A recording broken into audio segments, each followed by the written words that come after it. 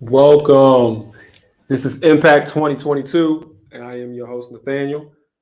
This is our continuing conversation where we talk about just different issues, and we talk about them from a different perspective. We talk about them from for me, a male perspective. We talk about them from a race perspective. We talk about it from a religious perspective. This is our continuing conversation, and as it is a conversation, what we do is we encourage that people type in their questions and their comments into the comment section. And so, as we discuss, if you have anything that you want to add, if you have any questions, if you have any comments, um, please feel free. Please feel free to type them in, and we will go right to them. And so, as we've talked about before we even talk, I want to say two things in the news. First one is a good one, which is today is Mardi Gras, Fat Tuesday. So, hey, to everybody who having Fat Tuesday. The second one is the Ukraine issue. And since we talk about current events and we talk about things that are going on, it would be a little weird if we didn't kind of go there and just touch in on it just a tad bit before we get started. For those of you, everyone does know is that in Ukraine right now, there's we can call it a war between Russia and Ukraine, where Russia is trying to send troops, or they are sending troops throughout Ukraine to get to their capital city. So that's what's going on. There are reports that many people are being killed in some kind of war as war crimes, and so we will want to be in prayer for the situation. And keep everyone in your thoughts. And so what that leads into is a question of what we're going to be talking about today, or partially what we're talking about today, is leadership and following leaders. And more so, what do we do when we have bad leadership or leaders who make questionable decisions? The way to say it is how to be a good follower. And so, going back to the situation in Russia, what we're looking at is a situation of where you have someone who may be considered a bad leader, and whether or not you want to follow them. And so,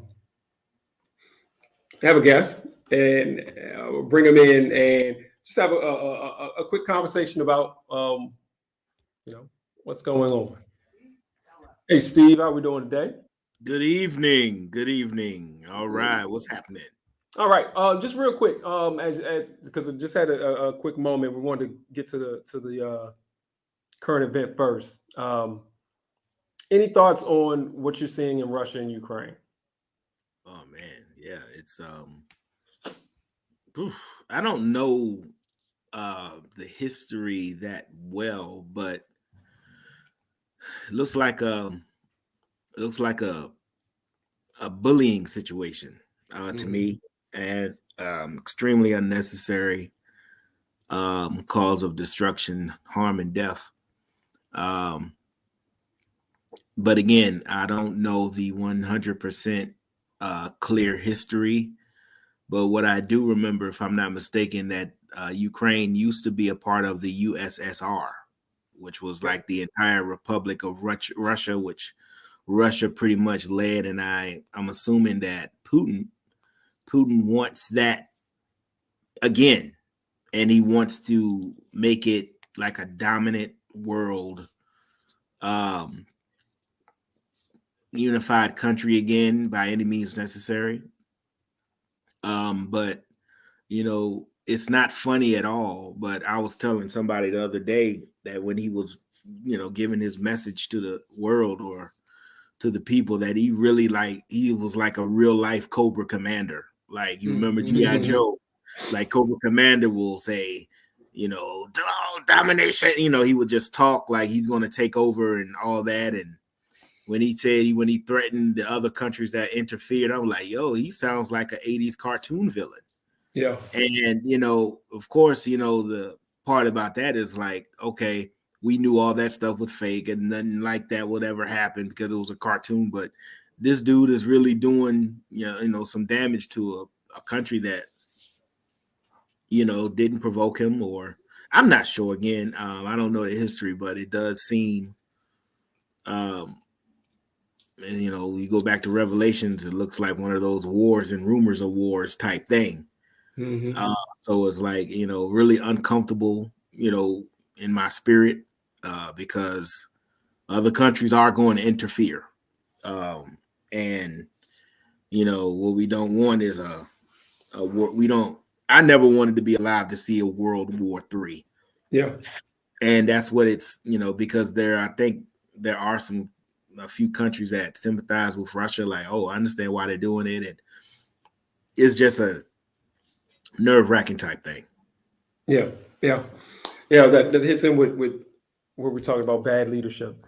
Now we're going to take our total left turn now that we've talked about the current events and go to the topic that we're here for today, which is what we've been talking about for what has been talked about on Thursdays for the past month. And what is coming up is Lent. It is the Lenten season. And for Lent, what people do, as you know, is they fast. And so, Steve, we're just gonna have a conversation back and forth, man, because I know that you have a perspective on fasting because you're familiar with some of these fasts that have been going on and things like that. My two takeaways from what's been going on for the past month that I've got. Takeaway number one, when they talk about fasting, one, you need to know what fast you're doing or what's the purpose of the fast that you're doing. So, for example, I know the Daniel fast is one of that's real big out there. Why do that fast? What was the point of that fast? What was the purpose? The second one is to know why you're fasting. And so what are you supposed to get out of it? So if you're fasting for food, you're doing that for what reason? If you're fasting TV, you're doing that for what reason? So those are my two takeaways that I've gotten from it. And so as Lent comes up, people are thinking about what fast they want to do. First, starting off, what do you think about fasting? Is this something that people, as a church, of course, we've heard about it, but is that something that people should be doing? I mean, yeah. I mean, individually, people have to look within and wonder if they should or should not. The only type of fasting I have done Lent before. Of course, growing up, we hear about all these things, and as a kid, you're not really trying to do it because you don't know what to, you don't know what you want to take away, when or how. But as an adult, you kind of figure out the things you love, you indulge in, or that are unnecessary that you can break away from. So the only fasting I've really done lately is an intermittent fasting for health reasons. And that's a beautiful thing when you do it and you are consistent. Of course, eating habits, better eating habits go into that. But I actually, it's been a while since I've done Lent and been successful. I do remember a few years back you did it. I think it was meat. You took away meat. Yeah. And I think we were at the house the last day, and I was grilling. So it was was a fun day. But I've known that I've taken away candy, I've taken away sweets, I've taken away different types of unhealthy food that I know my body really doesn't need and I can do without. And my opinion is people do it, or fasting biblically is to become closer in the spirit, closer to God, taking away things you indulge in and letting him fill in what you think you need. So I've never done the Daniel's fast. My church here does it yearly. And but I actually understand why fasting is, and I do believe many more people should adopt it. Yeah. Now, I'll tell you, because you touched on it perfectly. So, like, for example, the fast that I did, I fasted 2 times in recent that I remember. But the point of the fast was that I found out something that I didn't know. For example, one of the fasts that I did was it was right before the meat one, was a fast of candy. And Mhm. so you're like, oh man, it's just candy, man. That's not important. You should be fasting, something different to become closer to God. But regardless of what it was what I found out from it was I was sitting at work, and I told the people at work, I was like, look, man, I'm not going to eat any candy, and I said that more so to keep me honest. Mhm. So I went up to one of the people's desk, and I was sitting there just chatting to them about something that was work related and going like this. Had no idea I was eating candy, and the person knew that I was fasting. It was like, "Yo, you're not supposed to be eating candy." And it was crazy because what I figured out and what I found out is, there's a lot of things that you're unconsciously doing, and Mm. you're unconsciously doing some things that may be bad, and so you have to have a conscious decision to do Mhm. right. And there should be an intention and a thought behind doing right. So from that little bit of a candy fast, I was actually been able to get a broader lesson about life. Like if I want to be a nice person, that needs to be a conscious decision. If I want to be, you know, somebody who is into justice, then I need to constantly be thinking about that because you will unconsciously do some bad things. The second one Mhm. was the meat fast, and the one that you were able to witness to towards the end. Um, and the lesson that I took away from that is that there are, through that process, I found out that um, there are other things that are good. Yeah. And what it realizes is there's some other stuff that I didn't experience when it comes to food that other people experienced that I looked at and was like, man, y'all crazy. Y'all are gross. Like, for example, tacos with beans in it instead of meat. Amazing. Yeah. But the realizing of that was that there's things that other people are doing that's just as good, just fine. And so that was the second lesson I've learned. Um, so for me, fasting, if at the end of the fast there's no lesson, there's nothing learned, nothing that is going to impact your life going forward or further, then what did you do it for? Your Yeah. after action report. Um, what do you think about that? Should at the end of the fast, is it something that you should have learned, or is it just that, oh, I made it? Like, what? I mean, how are you really Yeah. looking at that? I think it should be a mixture of both. Going from the you know, your last point, like, oh, I made it. It's like if you were successful, you should be proud of yourself. And you should learn from it. Especially with the eating, the different things that we know is not good for us. If you go through the fast and you go through it successfully, and you realize at the end, man, I made it. Okay, you have good faith in yourself. Mhm. Also, you realize you can live without doing what you did or eating what you've been eating. I read somewhere after you do something consistently for 21 days, it becomes a habit. Right. So I started that, years ago with water. I'm like, I need to drink more water. I need more water in my life. I was drinking water for a month. Next thing you know, ever since then, I drink water every day, and it's Mm. my primary source of drink, Right. liquid that I indulge in. And so, you should be proud of yourself. You held strong. You held the faith. You relied on God, what you're supposed to do during the fast. That's what Jesus did for 40 days. And, you just realize you can do without. Hmm. Some things you literally can do without. So people that are addicted to reality TV shows, okay, you take it out for 30 days, 40 days, and you realize you can live without it, and your life is probably a lot better. Yeah. So, that's how I feel about it. And you hitting exactly where we talked about. Not what we talked about. What was talked about over the course of the time is that uh, there may be a little bit too much of an obsession with the food part of the fast, and maybe some other things like what you said, Mhm, fasting the show. And the mhm, Bible it's talking directly about fasting and injustice and fasting the yoke of oppression. So we should be fasting. If we're these people out here who got some mean words, let's fast from mean words. Um, mhm. and one, how do you feel more about it? Because you said it. It's. Do you think that it's more important to do these fasts, non-food fasts, or where we're actually doing like some life-changing, life-altering type fasting situations? Um, don't play video for those kids. Don't play video games for 40 Mhm, days. mhm, mhm. Or Yep. for us adults, like, let's stop, these shows, reality TV, or let's stop whatever TV that we know that we can't get away from that is not beneficial. Or in general, the fast of doing an extra action, like the fast of every morning, I'm going to get up and pray and meditate towards God for at least 30 minutes or 10 minutes or 20 minutes, whatever is more than what you're doing now.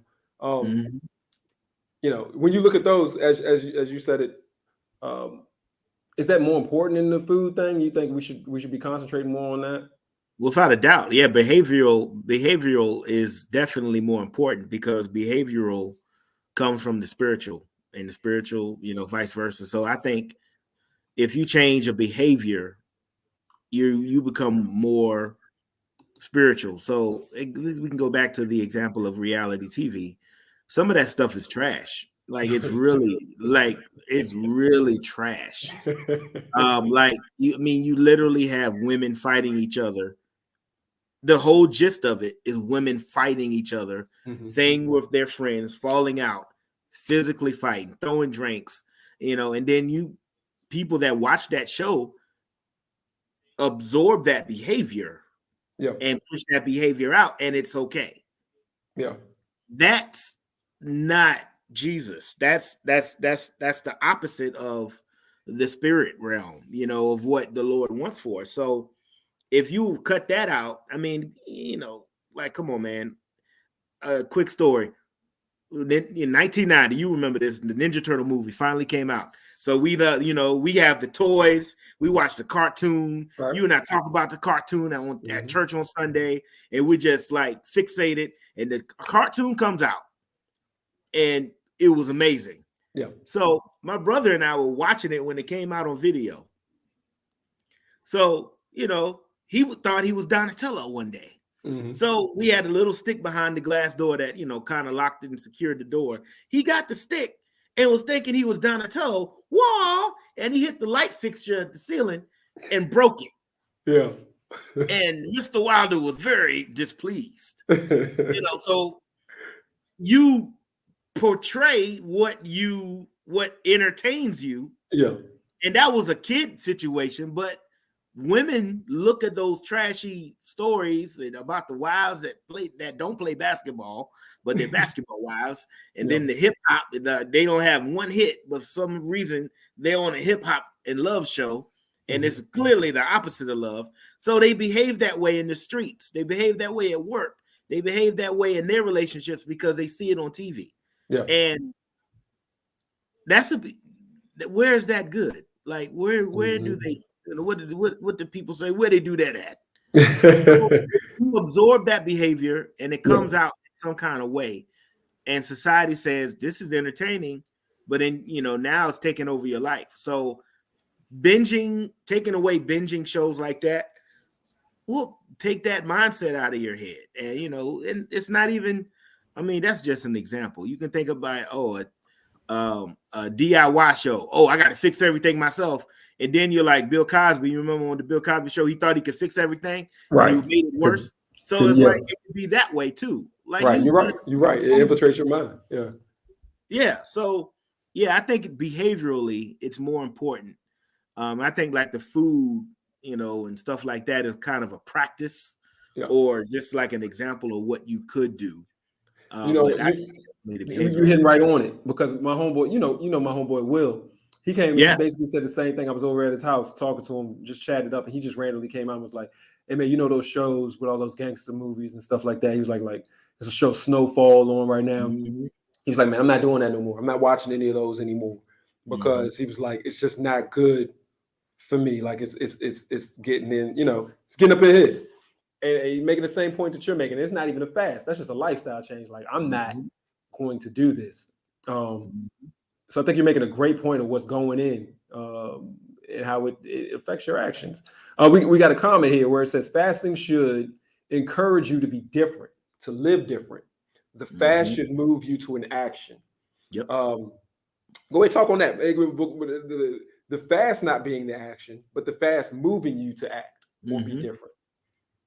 Yeah, it definitely it's when encourage, when the comment says encourage you to be different, the Lord wants us to be different. He wants us to be like him. Fathers want their sons to be like them, right? So it's like, okay, how I am. And he demonstrates that to us in the word. He demonstrates what we should do. He literally says it, tells us what we need to do. And it's everywhere in the Bible on what we should do. And because that's what he is. So he, when we fast, it's becoming more closer to the spirit, which is closer to him. So he wants us to be closer to him. Just like a father wants his children to call him and check on them, come to the house and just, do certain activities. That's what he wants. So if that's what he wants, we should want that, because he's the source. I always say this to people, like, God's the source and everything we have is a resource. So if he's giving us all these resources, and we shouldn't just come to him because we need something. We should come to him because we desire to be with him, just like he desires to be with us and closer. Yeah. Oh, that was good. Yeah. Another comment. The word of God is clear on what type of fasting God requires. Our fasting should encourage us to do justice, remove the yoke of oppression, secure the well-being of others. One of the awesome things, and I'm just going to read, the only reason I'm saying this because it was amazing, is that one of the people who came on Thursday to talk about fasting said that, and this has nothing to do with fasting, but when she goes out, Melissa Young, you know her, when she goes out, she has in her car a little bag. It has water. It has maybe like $1 or $2 in it. And so that when she's driving and she comes up to the corners and somebody's like out there panhandling, boom, here go the bag. She's prepared to be able to give and help others. And the reason that I bring that up is because, kind of what I was talking about with being intentional, what fasting taught me with the candy, where you have to be intentional on what you do. I think that, what she's saying is that you have to be intentional on what you're doing as far as if you're going to go out here and help others, if you're going out here and do things.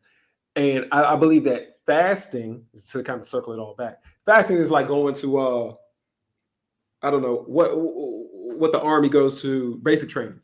Yeah.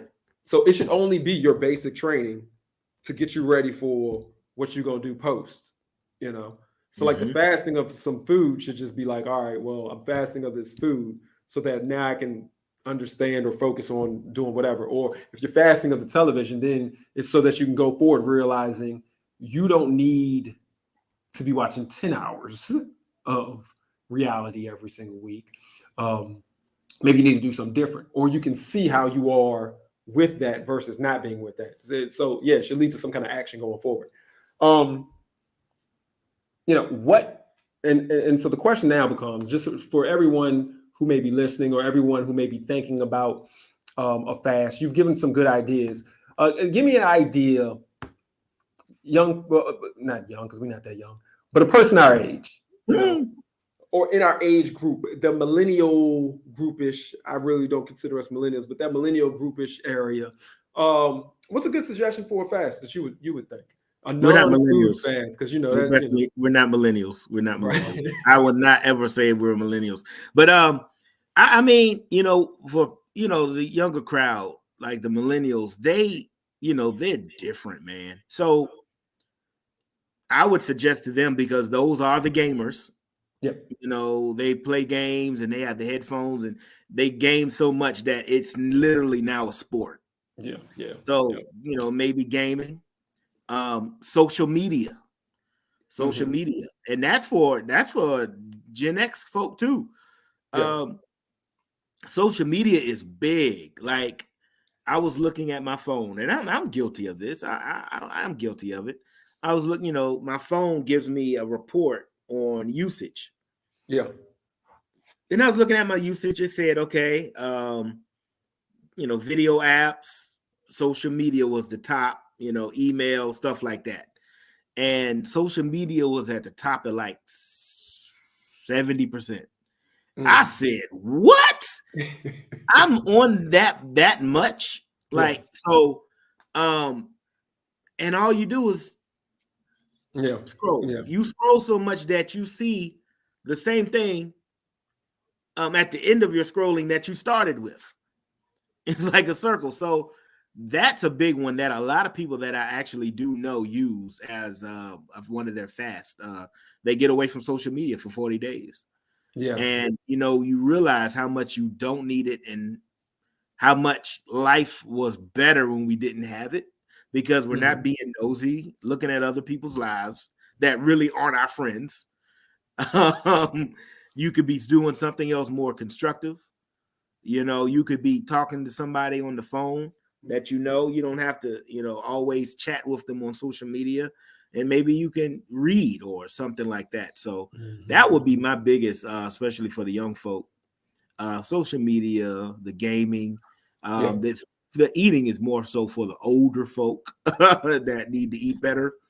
But yeah, that's what that's just my 2 cents. Yeah, I think that's a great one for real. Like that's on it. I would encourage people. Mine is not really a fast, but more of a I want to fast some of your time away. But I would encourage people to for the next 40 days or for the time of Lent to expose yourself to new ideas. For example, if you're that old person who only you're a grumpy old person, that could be us, because we old enough to be grumpy. Yes. The grumpy old person who wakes up every day and they're watching one of these hateful news programs. So like you're on Sean Hannity every day, or just an angry type person who is speaking. Mine is to open yourself up to something different. So if you watch The View every day and you hear them fussing and complaining every day, open yourself up to something different. Not that you have to. I'm not advocating cutting out, but cut in some time for something different. If all you watch is drama, remember how we used to joke? People, we used to make the joke about people who watch Lifetime. A lot of our moms and watch Lifetime all the time. And Lifetime, all they do is show you movies where people are getting beat up and stuff like that. Carve out some time for a comedy. Carve out some time for a laugh. Carve out some time for some positivity. And one of the reasons I would say that is because I want you to see whether or not your attitude changes, whether or not your approach to some things change. Because we're getting a lot of anger, and a lot of people are getting kind of stuck in that zone of being angry all the time about what's going on, and we don't need to be there. Because I believe it's hard to be close to God when you're angry all the time. And then at the opportunity, throw some Bible time in there, man.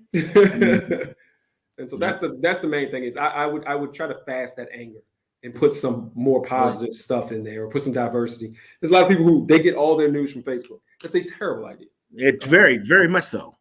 So carve out some time to get some news from like a real reputable source instead of always getting it from some post on Facebook or post on social media. And you know what? Another thing I did years ago, maybe 4 or 5 years ago, I started reading the Bible every morning. I did it for 21 days. Now I've done it, and the cool thing about the Bible app, it shows you how much you read the daily verses. And I'm on I skipped one day and I was mad because I was in the 300s. Yeah. I was over a year.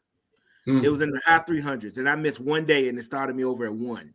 Oh. But right now, I'm matter of fact, I can show you. And this was a habit that I didn't have, and I just said I need to do something better every morning. That I need to see something. What is God saying? What did he say? What is he saying? And I'm on. Oh man, look at that, 990.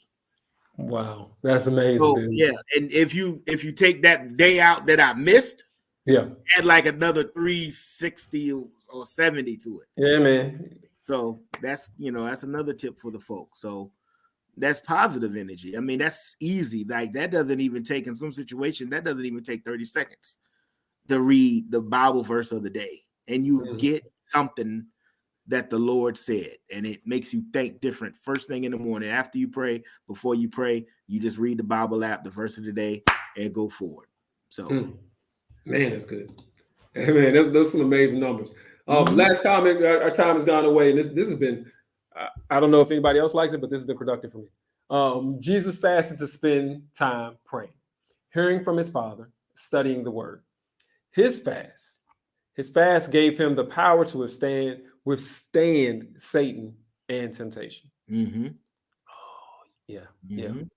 His fast, my guess is that the fast made him stronger, so that, even though supposedly he was weak because he was in fasting when Satan tempted him, he made him stronger. And fasting should energize. It should energize. Man, that was good. If you didn't take away anything from what was going on today, talking to everybody out there in the world, listen, world, if you didn't take away anything from today, take away what Steve said at the end. Just putting in that little bit of effort and time and effort into that app went from 300 days to 1,300 days. If you skip out that one, man, I was mad. That's amazing. That's life changing. That is what a fast should be, life changing. Not 40 days. It should be, 40 years or 1,300 days in your case, plus days. And so if you take away anything else, do that. Can I show you an example real quick? So I opened the Bible app just to check my numbers. And the verse of the day is Psalms 42:2. I thirst for God, the living God. When can I go and stand before him? That wasn't even 15 seconds. Yeah. So if you say you don't got 15 seconds to read what God said or to read his word, we need to have a meeting. Like, for real. Of course, he wants more time than that, but that's when you first wake up. Do it before you pray after. Yeah. Man, this was good. We were past that time, so had to let you go. Again, the first thing we did was we talked about Ukraine. I just want to circle back and say, look, we need to pray for that situation because it's past our time. It's not going to be you and me or even anybody older than us that's dealing with this.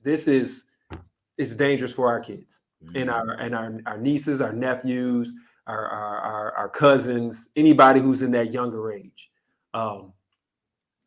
And we don't want them to have to experience what was experienced in previous generations with all the wars that were gone through. And we definitely don't want a world war in our hand, as you said. So let's definitely pray about that issue, because I don't want my son, you don't want your nephew getting it together to have to go off and fight a world war in a couple of years. So yeah, let's keep them in our prayers. Thank you so much. This was a great one. Everyone, before you consider your fast, remember, consider what you're fasting for and what you expect to get out of it. All right. This is Impact 2022. We will be here again next week. Thank you.